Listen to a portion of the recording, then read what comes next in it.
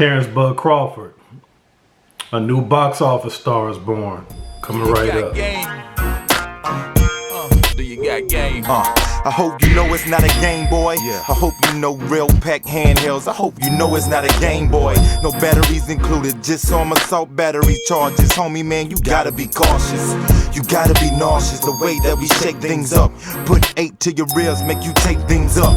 Careless in the kitchen, the way we break things up. And since y'all coming now, man, let's take things up. I get bucks like a mason trade, plus I'm sharp like a razor blade. Excuse me on these cuts. Some of y'all cats confuse me when you tough, cause you turn around and get pussy like you got no nuts. I turn around and get pussy like I signed with the Bucks. I ball like Peyton, while all of y'all hating. More money, more problems, that's all in the making. You think I'm not here to stay? You sadly mistaken. I got game. What's happening, y'all? It's your boy Ashy Knuckles. Look out. I want to get into the preliminary numbers for Spence versus Crawford pay-per-view, which just took place on July 29th. I was reading through the internet yesterday where Dan Raphael says, per sources, hashtag Spence-Crawford pay-per-view generated at least 650,000 domestic buys, grossing 55 million, with it quite possible to get to the 675,000 pay-per-view buy range. Mind you, this is only domestic. Add in a gate of more than 20 million and the fight was a huge success. Both fighters will make at least 25 million apiece. Spence was entitled to slightly higher percentage of, I'm sure, the pay-per-view upside. Jake Donovan of Boxing Scene would quote it, said updated pay-per-view projections plus live gates put hashtag Spence Crawford right around the $80 million mark before you add in all the other revenue streams, all befitting a well-promoted pay-per-view showdown. So what does that mean? So many things come to play when I think about these pay-per-view numbers. Being of the fact that this was taking place in July as opposed to Cinco de Mayo and also September 16th, which historically in the immediate history of boxing have been the best days to have a mega event. Well, these numbers, although premature to go over, puts to bed the mindset that you have to have a pay-per-view on Cinco de Mayo and Mexican Independence Day for it to be a success. Also, it puts to bed the notion and the theory and the flawed ideology that African American fighters can't sell, which has been one of the dumbest things to ever circulate through boxing circles, probably in the history of the sport. Because when you look at the numbers of the most successful boxing events in the history of boxing, it's probably more African Americans on that list in the top 10 than anybody. So that was stupid. And also, when you take into consideration the magnitude of the event, the poor numbers that were generated by Bud Crawford previously in his pay-per-view stint being with Top Rank, we can also conclude that a new star is born. Because we all know in the history of boxing, when a fighter goes up against a star fighter on pay-per-view, and I mean a star fighter, and that star fighter is soundly beaten, the fighter which won the fight is able to put fights on pay-per-view and have, you know, pretty good decent numbers. And I'm talking about coming from a place when they didn't really have a good track record of selling tickets and pay-per-views, and I'm gonna get back on that with an example. So when I think about it, in the immediate history of star fighters competing and trying to be a pay-per-view attraction, who comes to mind right off the bat?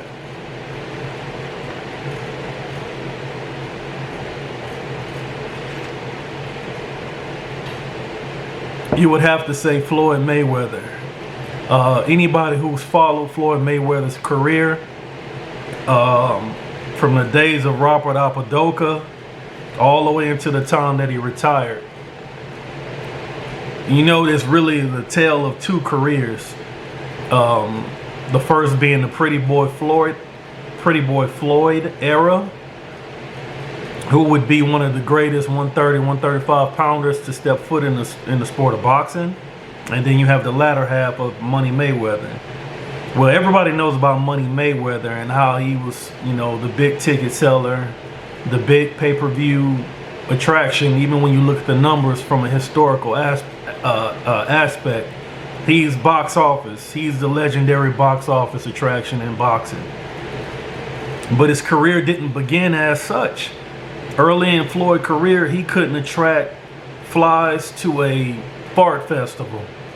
You know, for all the talent that he had, he wasn't being promoted in a way where the people gravitated to him, and he had tremendous skills. It's not like the skills came overnight. Top Rank would try to promote him like the next Sugar Ray Leonard, and for one reason or another, the people just didn't gravitate towards Pretty Boy Floyd. You had to be pretty much a hardcore boxing fan to even know about him, or in the urban circles. You know, I believe he was like on MTV, not MTV, he was on KO Nation. I believe that was on HBO. It was with Dr. Dre and Ed Lover. Not Dr. Dre from NWA. I'm talking about Dr. Dre from Yo MTV Raps. So they tried to make an appeal toward the urban community. And I just don't think they spent enough time investing in that community, and they just didn't know how to tap into that market. But you can follow his career. There was times where he would fight in the stadium, like when he fought against Henry Brucelis. I believe that fight took place in Florida. If I'm not mistaken, my memory may be off. But it was nobody in the crowd. Nobody. You know, for the brilliant performance that he put forth on Henry Brucelis, with Miguel Cotto sitting ringside, studying Floyd Mayweather, for all those gifts and talents, nobody gave a damn to buy tickets. Now, fast forward, you know, Floyd knowing that he's a star, and Bob Arum swearing this guy, he just can't sell. That sounds familiar, doesn't it?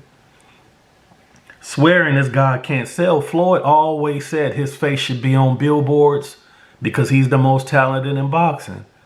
But what did it take for Floyd to actually become a box office attraction? It didn't happen overnight. He had to fight some star fighters, guys with popularity. The first one being Arturo Gatti.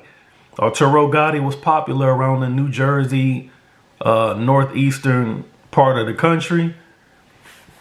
After a shutout performance, Mayweather was able to tap into the pay-per-view market, because it's one thing to perform on a high level in front of hardcore boxing fans. That's all good, fine, and dandy. Hardcore boxing fans is one of the biggest one of the biggest ways to market a fighter, because hardcore boxing fans talk, and we spread information about the sport of boxing more than anybody.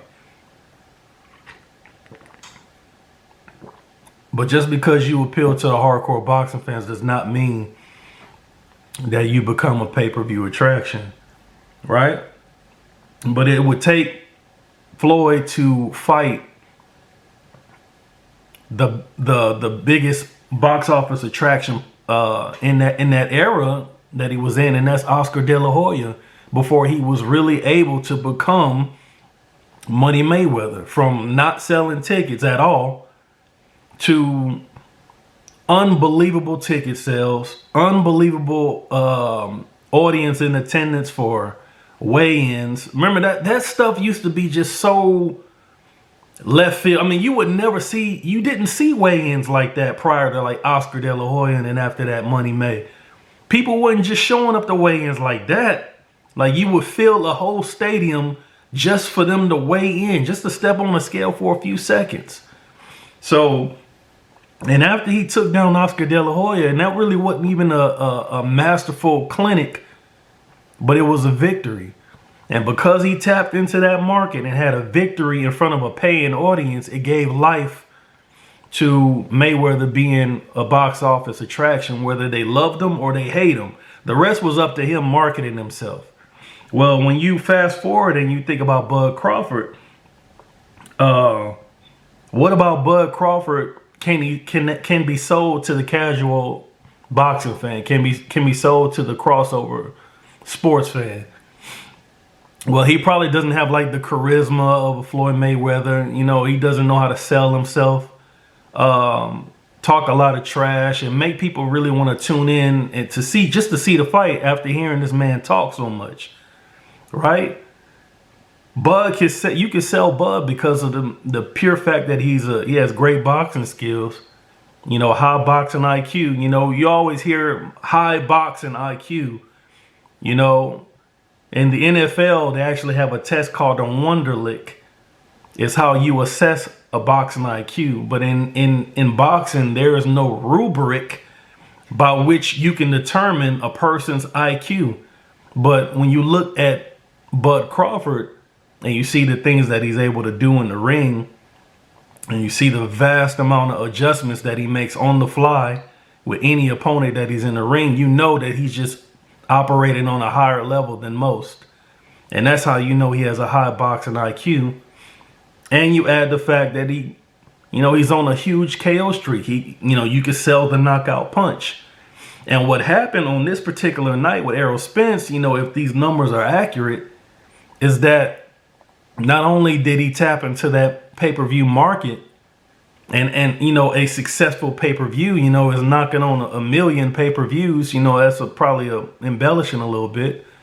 But 800,000 pay-per-view paying audience, a new star is born. 21 million at the gate, roughly 700,000 pay-per-view buys, and a virtuoso performance on the night of the fight. Flawless execution, ending the fight with a huge, unexpected knockout. You can conclude that you will no longer have to worry about Bud Crawford not being a box office attraction. They need to go on a big tour, a press tour.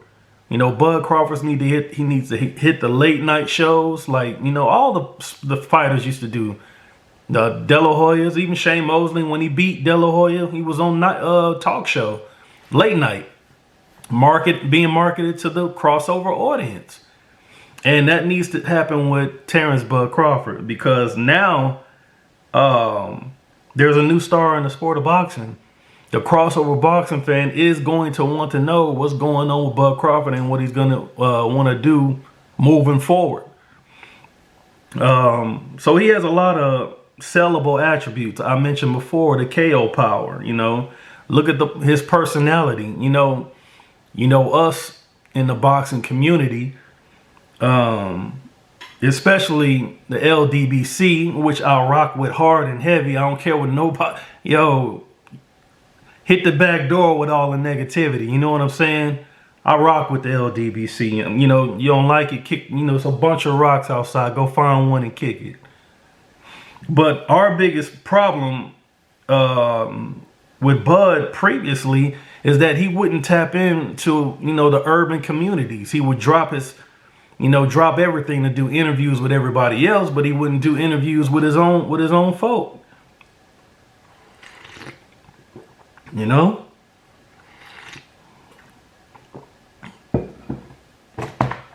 And we couldn't understand what that's all about. But when you look at, like, in today's time with Bud, like in this whole promotion, you got a glimpse of who Bud is and his personality. When you look at all these interviews, if you like me, you keep up with all the press conferences, all the interviews,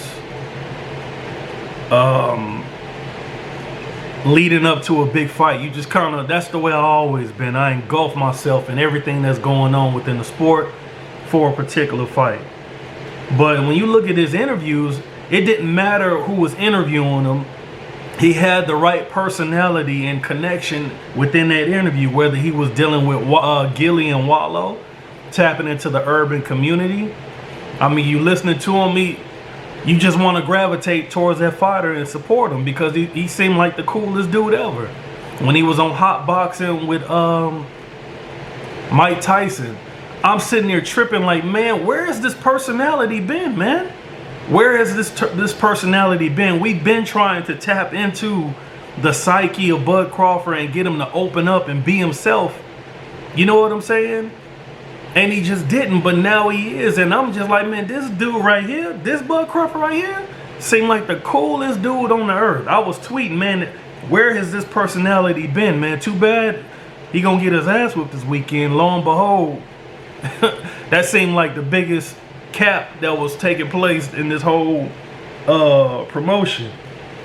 And then I saw an interview with Hot 97 just yesterday with Bud Crawford, and I'm just sitting there tripping, man, how he could just switch it on and off depending on who he's speaking with. He's not loud. He's not a guy that talks a lot of stuff, talks a lot of shit. And even in a moment where he had a shutout performance against Errol the Truth Spence Jr., it was a moment where he was actually being candid about what he felt about his opponent, showing nothing but respect, even in victory, where he could have been like, oh man, he's nothing, nobody's on my level, I'm a class A fighter, he's a class G fighter. I mean, he could have really put the 9s and 10s on the shit, and he didn't, man. He kept it a buck. He kept it a thou out, man. He was like, man, he's a great fighter. It's because of Errol Spence that we even put this together, and I got to give him credit for that. Bud didn't have to do that. He did not have to do that. This is his opportunity to sell himself, and he's actually selling himself. He's not selling himself from the mind frame of the way Money May would do it. Money May would have been like, you know what? I bring my B and C game. I never bring my A game. You know, that type of stuff. Bud didn't do that. But this is actually an opportunity where Bud is allowing the boxing fan into his mind to see how he thinks. Like I was saying, this is a great moment for Bud Crawford to market himself and just get the crossover sports fan to tap into who he is as a person. I guess, I really didn't understand the magnitude of having Eminem there. Eminem has, what, I don't know, 10 million followers, something like that. All of those people aren't boxing fans, whereas I was worried about Eminem getting the credit for what took place on that night. Excuse me. Which I did not want to happen. Eminem is great, but he's great in his own arena, which is in hip-hop, one of the best to ever do it. And I didn't want him being credited for anything that happened that night, because all the credit belonged to the combatant, to Team Crawford. Well, I couldn't stop it because you got people saying, Eminem gave him a great conversation in the back, and that's what brought him over the top. It's just pure stupidity. But at the end of the day, it doesn't matter.